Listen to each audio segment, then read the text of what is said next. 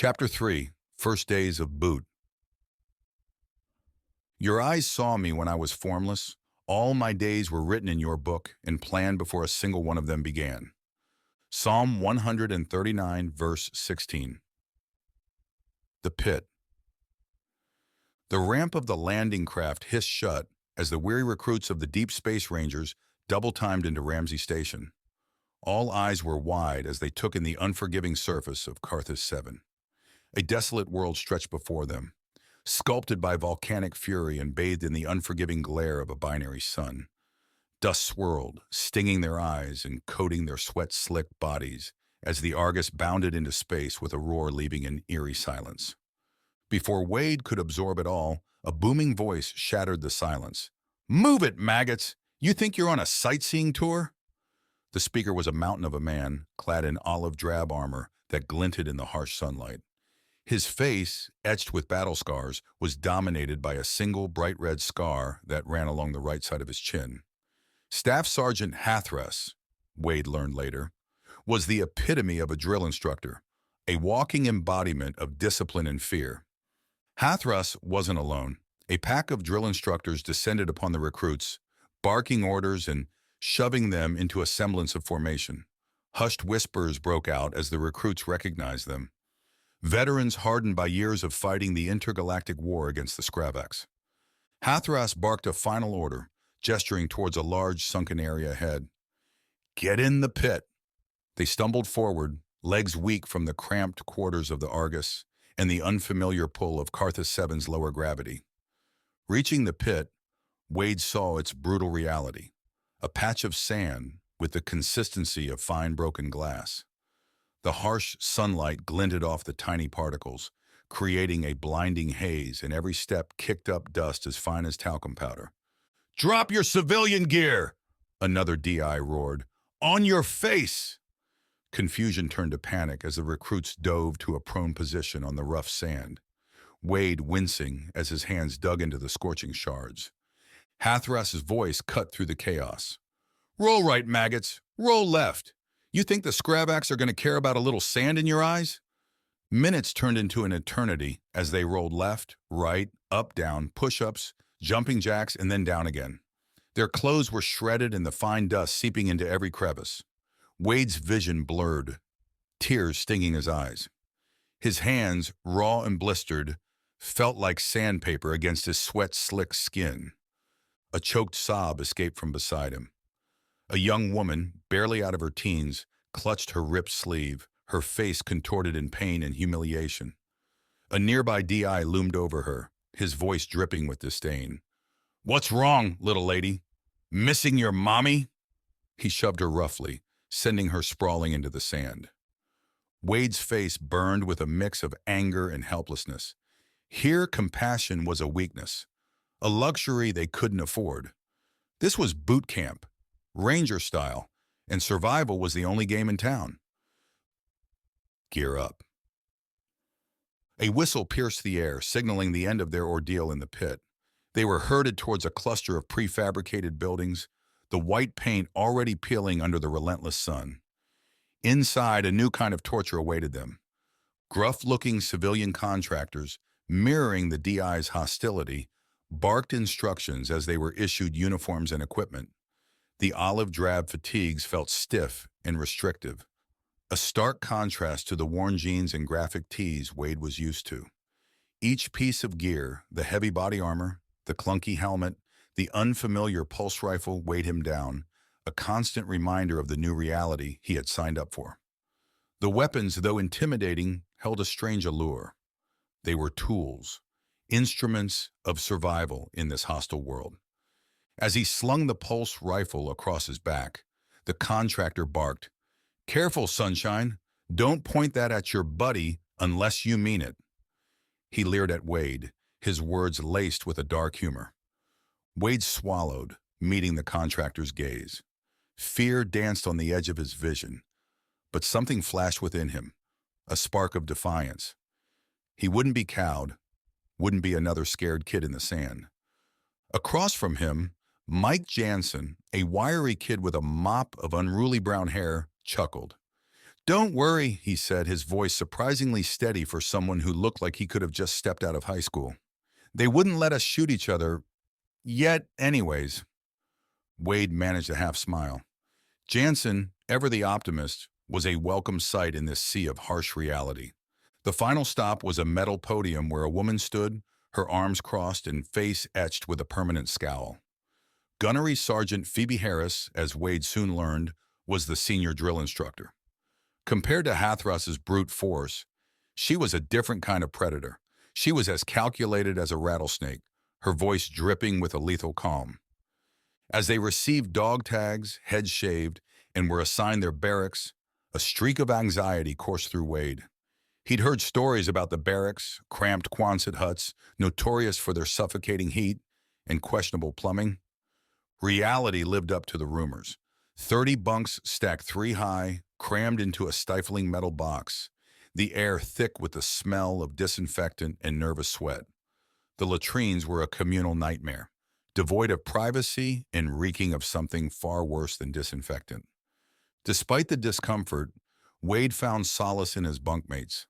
Mike Jansen, his easygoing nature a welcome contrast to the harsh environment, and Alejandro Torres, better known as Alex, a quiet, stoic boy with eyes that seemed to hold a lifetime of unspoken stories.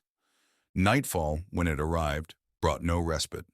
The thin metal walls did little to block out the constant sounds of shouting and the rhythmic thud of boots against the sand. Sleep, when it came, was filled with fragmented dreams of alien landscapes and insectoid horrors. The Karthus Forge. The first sunrise on Karthus 7 was a brutal awakening. A piercing whistle ripped through the barracks, jolting Wade out of a restless sleep. Muscles screamed in protest as he scrambled to his feet, a chorus of groans echoing around him. They were herded outside by the ever-present DIs, the unforgiving sun already baking the sand. Ahead lay a massive obstacle course, a twisted metal jungle gym designed to test their physical and mental limits. Staff Sergeant Hathras's voice boomed, laying down the rules. Fastest time wins, slowest gets special treatment. The intended threat hung heavy in the air. Fear turned Wade's legs to lead. His lungs burned like fire as he navigated the course, the unfamiliar gravity throwing him off balance.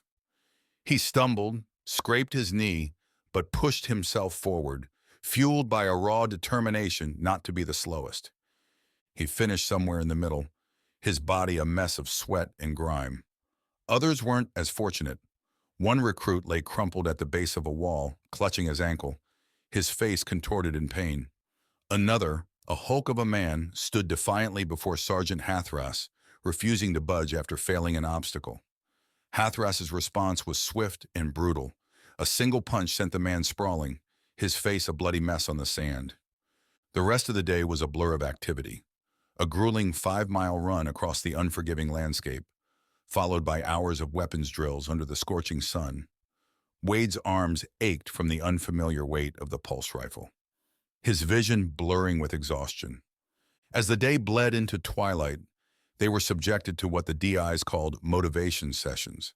Standing under the gaze of the twin suns, they were barraged with brutal truths about the Skravak threat, about the sacrifices that had been made, about the lives hanging in the balance. Staff Sergeant Hathras's words were a twisted mix of patriotism and fear-mongering, designed to break their spirit and rebuild them as Marines. Wade felt a knot tighten in his stomach. The threat seemed more real now, the stakes higher than he'd ever imagined. Later that night, huddled on his bunk in the stifling heat, a wave of exhaustion and uncertainty washed over Wade.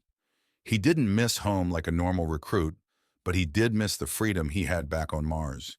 Here, on Karthus 7, everything felt scripted, stifling, and hostile.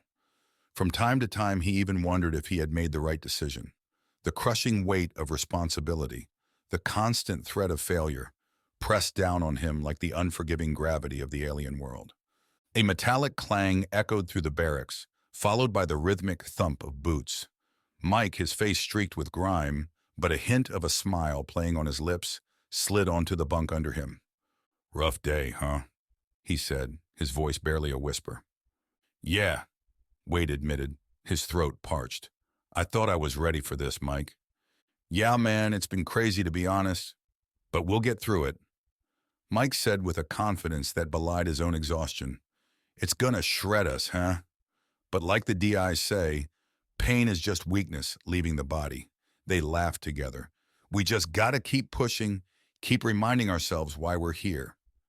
Wade stared up at the bottom of the third bunk above him, the harsh light from the hallway casting long shadows across the room. Images of his room in the cramped apartment and the halodeck's streaming news feeds. This wasn't just about proving himself, about escaping the dead-end life that awaited him back on Mars. This was about getting in the fight, doing something meaningful, and proving his dad wrong. Yeah, Wade finally said, his voice finding a new resolve. We'll get through it. The next morning, the now familiar blare of the whistle ripped through the pre-dawn silence. Wade stretched his aching muscles, a dull ache throbbing in his head. He wasn't sure how much longer he could keep going, but he knew one thing. He had to keep pressing. As he stepped outside into the harsh sunlight, squinting against the glare of the twin suns, a new determination burned in his eyes. Carthus 7 was a crucible, a forge designed to break the weak and mold the strong. The price of failure. One day drifted into another. The confidence course became a daily torment, a web of ropes, walls, and precarious beams twisted into a sadistic test of agility and strength. Today, fear had a name. Private Sinclair, a wiry young man with terrified eyes who froze halfway across the swinging rope bridge. His panicked screams echoed through the training grounds as he dangled precariously above the sand. Hathras's response was swift and unforgiving. A barked order, a yank on the safety harness, and Sinclair plummeted with a sickening thud. He lay crumpled at the base, a bone protruding at an unnatural angle from his arm. The DIs wasted no time, dragging him away like a fallen Marine, leaving a crimson stain on the sand as a stark reminder of the consequences of failure. The incident cast a pall over the rest of the day. The ever-present threat of injury, the constant pressure to excel, gnawed at Wade's morale. The camaraderie forged with Mike offered a lifeline, their shared silent understanding a flicker of hope. But the pressures were not all external. Soon a more menacing insider would take his toll. The camp bully. The mess hall echoed with clattering trays and clanging utensils as the recruits ate without a word. Kovac, Janssen, and Torre stared at their mystery meat stew warily, shoulder to shoulder at the crowded table. Across the aisle, Private Briggs nudged his buddies, chin jutting towards the trio. With a mischievous grin, Briggs loaded a hefty spoonful of lumpy mashed potatoes. In one swift motion, he flung the gloopy mass, nailing Kovac square in the face and whispering, "Hey Kovac, didn't your mommy teach you any manners?" The steaming potatoes plastered Kovac, gravy dripping down his reddening cheeks. He frantically pawed at his face, torn between humiliation and rage, as the scene caught Sergeant Ramirez's attention. "Quiet, Croots," he barked, voice cutting on through the commotion. "This ain't no social club. Shut up, eat up, and get up. You got 2 minutes." As Wade continued scrubbing away the embarrassing mess, he could feel his temper rising. Briggs was going to pay for this. Mike leaned in, murmuring, "Just let it go, man. He's not worth it." But Alex shook his head. "Nah, you can't let a punk like Briggs get away with that." Kovac glared at the smirking Briggs. He was already concocting a plan for revenge. That jerk was going to get his one way or another. Desolation Run. Chow was followed by another 5-mile run. It was a brutal trek across the alien landscape. The air, thin and dry, scraped at their lungs like sandpaper. The unforgiving sun beat down, turning the already oppressive heat into a relentless furnace. Each step felt like wading through molasses, their boots kicking up plumes of red dust that hung in the air like a perpetual haze. Wade stumbled, the world blurring at the edges of his vision. His legs felt like lead weights, his throat parched. He glanced sideways to see Mike, face grim but determined, keeping pace beside him.